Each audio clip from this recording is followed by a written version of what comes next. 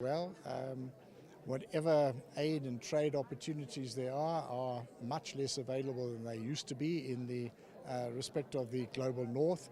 And I think that the only direction that we can seriously move in Africa is towards realizing the potential of the African Continental Free Trade Area, which is in fact the equivalent to the 8th largest economy in the world, where we have to approach it as an instrument for promoting developmental regionalism through the building of regional value chains. That's already been understood by our leaders. Now I think is the moment to give some flesh and some substance to that.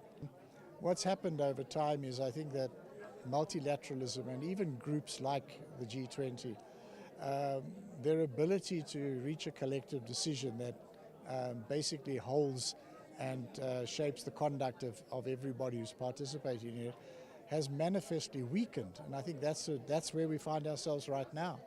So, you know, the theme that South Africa has set for the conference, you know, which is about sustainability, about inclusion and solidarity.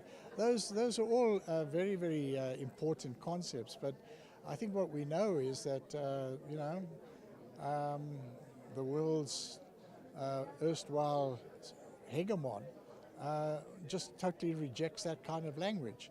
So whether it's going to be able to agree to anything that's going to be of any substance, I think remains to be seen. I sincerely hope it does. But I've seen quite a bit of this kind of conduct in different other organizations, and I'm not holding my breath. Let's put it that way. Well, I think South Africa's legacy is going to be building on that of Brazil and India before, and it's going to be to put issues of development on the agenda.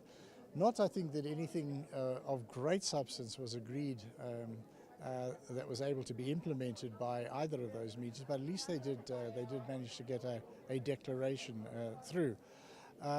It's already been indicated. I've seen the Trump administration says that they are going to take the G20 back to its core business, by which I think they mean, well, all the financial issues that emerged during the time of the global financial crisis. And in that case, what was it? It was much less regulation of a manifestly unregulated financial sector, which had got itself into an enormous crisis, and much more bailing out of banks and financial institutions that were effectively bankrupt because they'd engaged in unwarranted speculation. And I don't know whether that's the core business that they want to take it back to. But I suspect that the concerns and interests of development are going to be that much further off the agenda under the next presidency. But we'll see. Other countries can fight for things as well, even though they may not be the president at the time.